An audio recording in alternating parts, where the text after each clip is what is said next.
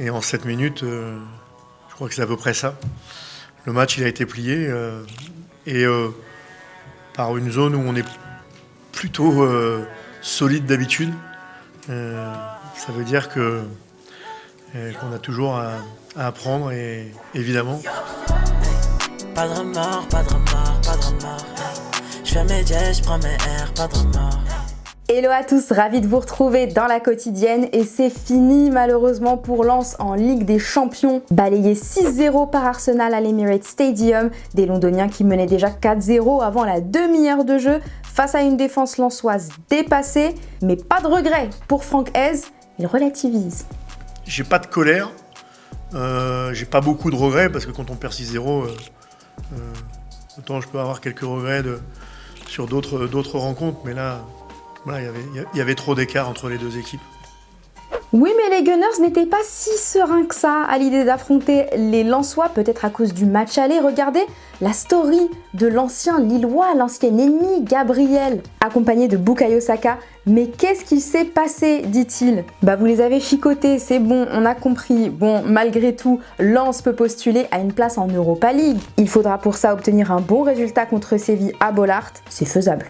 À part ça, on a eu un Real des grands soirs face à Naples, victoire 4-2 pour s'assurer la première place de son groupe. On a vu une réalisation de Jude avec ses Predators, il était obligé. Bellingham, c'est 16 matchs, 15 buts, 4 passes décisives cette saison. Mais attention parce que Papy Toni Kroos fait de la résistance avec un match plutôt pas mal, 105 passes pour une réussite de 96%, ça charbonne. On a aussi fait la connaissance d'un petit nouveau buteur, Nico Paz, 19 ans, et fils de l'ancien international argentin Pablo Paz. C'était pas le seul jeune ni le seul fils de la feuille de match, il y avait Giovanni Simeone côté napolitain, mais surtout ce gars, Théo Zidane, sous le regard admiratif de Papounet et sous le regard aussi d'Eduardo Camavinga, blessé mais toujours là pour soutenir les Madrilènes. Ça a amusé la galerie avec ses lunettes de ski bien balèzes, tout le vestiaire les a essayées après la rencontre et avalanche de commentaires de ses coéquipiers sous le poste du français.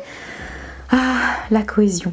Ce soir, 4 clubs français sont sur la scène européenne en conférence et en Europa League. Il s'agit de Lille, Rennes, Toulouse et Marseille. Presque tous sont premiers de leur poule, à l'exception de Toulouse derrière Liverpool. Les yeux seront rivés sur les Phocéens qui reçoivent l'Ajax à 21h. Objectif, première place qui leur offrirait directement un ticket pour les huitièmes de finale. Il faudrait notamment pour ça que Brighton s'incline sur sa pelouse contre l'AEK en même temps qu'un succès des Marseillais. Logique, mais alors pour avoir la victoire, ils prennent du recul à l'image de Pau Lopez, qui s'est embrouillé avec Asdin Unai contre Strasbourg. Les tensions sont apaisées, mais pas pour le plus grand plaisir de Gennaro Gattuso, non. Lui veut la bagarre. E prima Pau parlava dei bravi ragazzi, noi dei bravi ragazzi ci facciamo nulla. Detto che siamo bravi ragazzi, la verità, non deve chiedere nemmeno scusa a Pau Adaz, perché quei bravi ragazzi non si vincono le partite. E Gigo rappresenta quello, rappresenta uno che quando gioca parla. E penso che a noi questo ci manca, è un dato di fatto che ci manca. Dopo la chiamiamo leadership, la possiamo chiamare esperienza. Allez, c'est l'heure du football vrai. On s'envole pour le Maroc parce qu'en première division, il y a eu justement de la bagarre. Bereshit contre Fès, les locaux mènent 1-0 à 5 minutes de la fin. L'arbitre Redouane Jidet pète un câble contre Mohamed Johnson. Carton jaune, tête contre tête, deuxième jaune, exclusion. Grosse ambiance. Bah, c'est ça le football vrai. Oh là là, c'est pas la joie du côté de l'Olympique lyonnais qui a décidé de mettre à pied son coach Fabio Grosso à la suite d'une réunion qui s'est déroulée hier après-midi. C'est une info L'équipe. C'est le directeur du centre de formation, Pierre Sage, qui sera chargé d'assurer l'intérim. Et 3 noms circulent selon RMC Sport pour prendre sa suite. Vous n'allez pas en revenir. Bruno Genesio à l'ancienne, Igor Tudor et Jorge Sampaoli. On n'est pas à un Olympique près, mais alors je vous pose la question du jour. Quel serait le meilleur choix d'entraîneur pour l'Olympique lyonnais pour sauver le club? Vous nous dites tout et demain on sélectionnera 2 commentaires. Avant de se quitter, l'International Board qui s'occupe des règles du football va lancer une expérimentation dès la saison prochaine. C'est l'exclusion temporaire chez les professionnels, un carton qui aura pour conséquence la sortie d'un joueur durant 10 minutes seulement. Cela a pour visée d'améliorer le comportement des acteurs du jeu et d'augmenter le respect dû aux arbitres, nous dit le communiqué. Les tests en amateur se sont révélés concluants. Dites-nous en commentaire si vous pensez que c'est une bonne idée.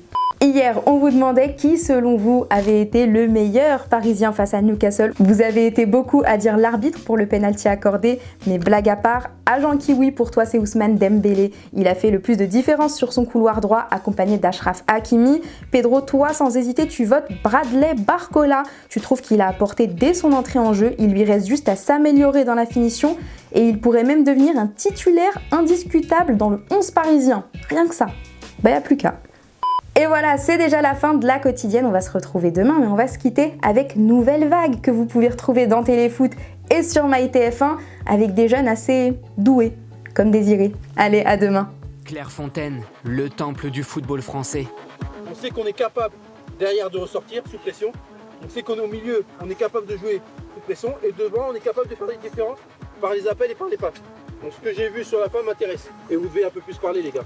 La première étape qualificative du prochain Euro débute. L'intensité monte d'un cran.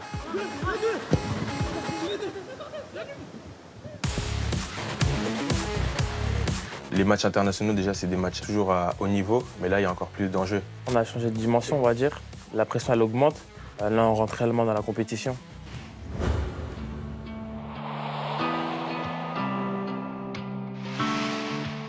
À 2 pas du château de l'équipe de France A, la génération 2005 effectue sa rentrée.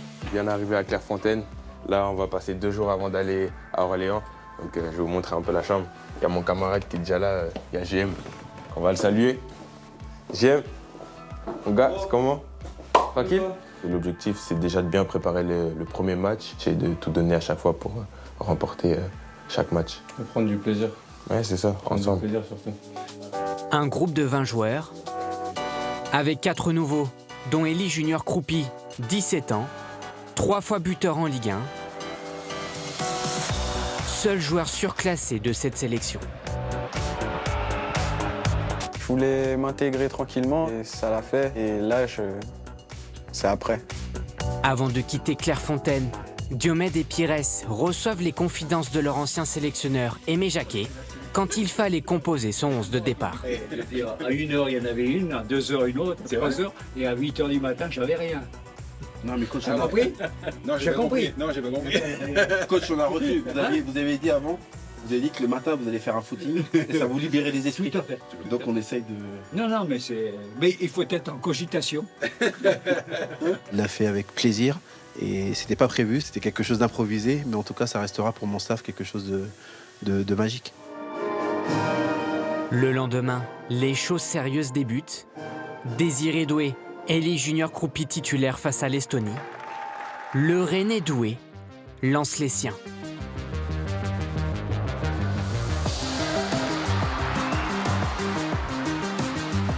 Le numéro 10, passé par les espoirs, leader technique de cette génération, son centre est à l'origine du second but des Bleus. Jérémy Jacquet scelle la victoire des siens.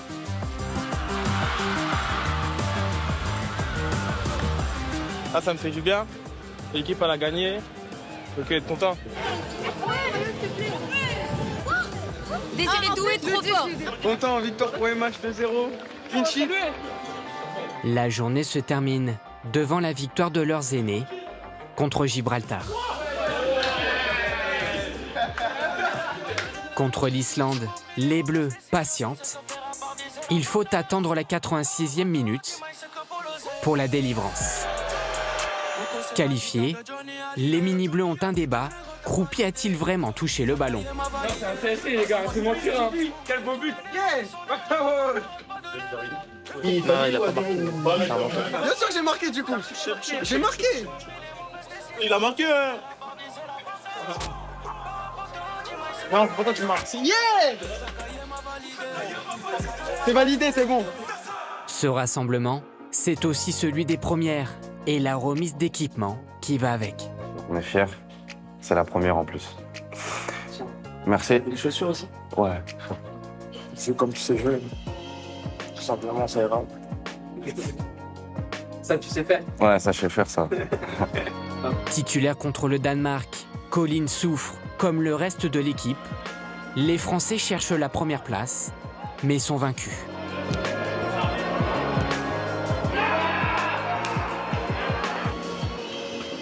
Le stage termine par une tradition du groupe, la remise de fanion, une récompense sportive et humaine. Donc Aymen, t'as le premier choix. Il est où Aymen? Va te lever. T'es fier de Sam? Ouais, quand même. Hein. C'est bien, c'est bien. Tu vas le garder? Ouais, le donner à ma maman.